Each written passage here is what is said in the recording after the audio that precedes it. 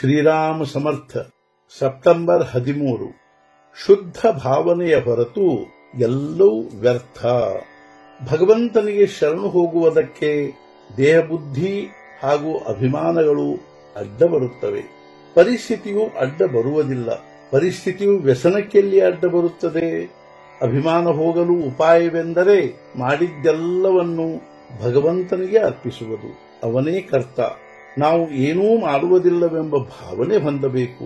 ಅಂದರೆ ಅಭಿಮಾನವನ್ನು ಭಗವಂತನಿಗೆ ಅರ್ಪಿಸಬೇಕು. ನಾವು ಭಗವಂತನೊಂದಿಗೆ ಯಾವುದಾದರೊಂದು ಕಾರಣದಿಂದ ಸಂಬಂಧ ಜೋಡಿಸಬೇಕು. ಅವನೊಂದಿಗೆ ಮಾತನಾಡಬೇಕು. ಅವನ ನಾಮ ತೆಗೆದುಕೊಳ್ಳಬೇಕು. ನಾಮದಂಥ ಬೇರೆ ನಿಜವಾದ ಸಾಧನೆ ಇರುವುದಿಲ್ಲ. ಕರುವನ್ನು ತೆಗೆದುಕೊಂಡು ಹೋದರೆ ಆಕಳು ತಾನಾಗಿಯೇ ಬೆನ್ನು ಹತ್ತಿ ಬರುತ್ತದೆ. ಅದರಂತೆ ನಾಮ ತೆಗೆದುಕೊಂಡರೆ ಭಗವಂತನು ಅದರ ಹಿಂದೆಯೇ ಬರುತ್ತಾನೆ. ಯಾರಿಗೆ ಒಮ್ಮೆ ನಾಮದ ರುಚಿ ಹತ್ತುತ್ತದೆಯೋ ಅವರಿಗೆ ಪ್ರಪಂಚದ ಭೀತಿ ಎನಿಸುತ್ತದೆ. ವಿಷಯಗಳು ಅವನಿಗೆ ಕಹಿ ಎನಿಸತೊಡಗುತ್ತವೆ.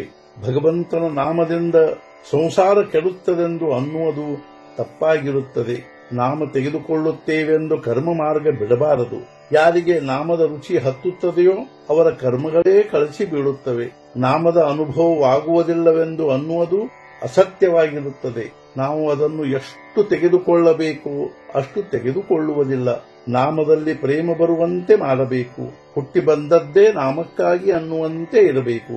ಭಗವಂತನು ನಮ್ಮ ನಾಮಸ್ಮರಣೆಯಲ್ಲಿಯೇ ಇರುತ್ತಾನೆ.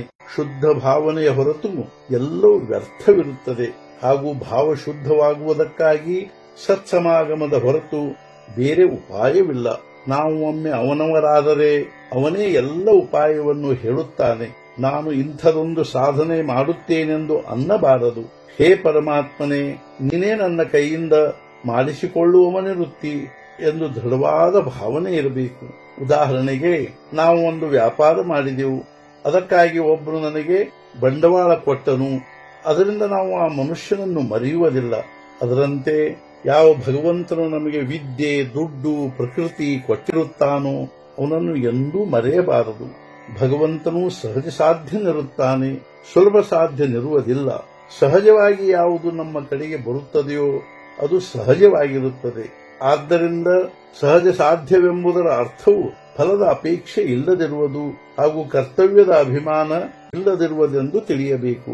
ಭಗವಂತನು ನಮ್ಮನ್ನು ಯಾವ ಪರಿಸ್ಥಿತಿಯಲ್ಲಿ ಇಟ್ಟಿರುತ್ತಾನೆಯೋ ಅದರಲ್ಲಿಯೇ ಸಮಾಧಾನ ಹೊಂದಿ ಅವನ ವಿಸ್ಮರಣೆ ಆಗಗೊಡಬಾರದು. ಯಾರು ತನ್ನಿಂದ ದೂರ ನಿರುತ್ತಾನೋ ಅವನು ಭಗವಂತನಿಂದ ದೂರವಿರುತ್ತಾನೆ. ಯಾರು ಬಾಹ್ಯ ದೃಷ್ಟಿಯಿಂದ ನೋಡುತ್ತಾರೋ ಅವರಿಗೆ ಭಗವಂತನು ದೂರವಿರುತ್ತಾನೆ. ಯಾರು ಅಂತರಂಗದಿಂದ ನೋಡುತ್ತಾರೋ ಅವರಿಗೆ ಸಮೀಪವಿರುತ್ತಾನೆ. ನಾವು ಮನುಷ್ಯ ಜನ್ಮ ಹೊಂದಿರುವುದೇ ಭಗವಂತನವರಾಗುವ ಲಕ್ಷಣವಾಗಿರುತ್ತದೆ. ಭೋಗ ಹಾಗೂ ದುಃಖಗಳಲ್ಲಿ ಸಮಯವನ್ನು ಕಳೆಯದೆ ಭಗವಂತನ ಕಡೆಗೆ ಲಕ್ಷ್ಯ ಕೊಡಬೇಕು. ಇದೇ ಜನ್ಮದಲ್ಲಿಯೇ ಸುವಿಚಾರ ಹಾಗೂ ಸದ್ಬುದ್ಧಿಯಿಂದ ಭಗವಂತನನ್ನು ನಮ್ಮವನನ್ನಾಗಿ ಮಾಡಿಕೊಳ್ಳುವುದೇ ನಮ್ಮ ನಿಜವಾದ ಕರ್ತವ್ಯವಿರುತ್ತದೆ. ಇದಕ್ಕಾಗಿಯೇ ನಿರಂತರ ಅವನ ಧ್ಯಾನ ಮಾಡಬೇಕು ಹಾಗೂ ಮನಸ್ಸಿನಿಂದ ಭಗವಂತನ ಸಂಬಂಧವನ್ನು ಜೋಡಿಸಿಕೊಳ್ಳಬೇಕು. ಇದರಂಥ ಬೇರೆ ಸುಲಭ ಉಪಾಯವಿರುವುದಿಲ್ಲ. ಇಂದಿನ ಮುಖ್ಯ ವಿಚಾರ, ನಿನ್ನ ನಾಮದಲ್ಲಿ ನನಗೆ ರುಚಿ ಕೊಡೆಂಬುದನ್ನೇ ಭಗವಂತನ ಹತ್ತಿರ ಕೇಳಬೇಕು. ಸದ್ಗುರುನಾಥ ಮಹಾರಾಜ್ ಕಿ ಜೈ. ಜೈ ಜೈ ರಘುವೀರ ಸಮರ್ಥ.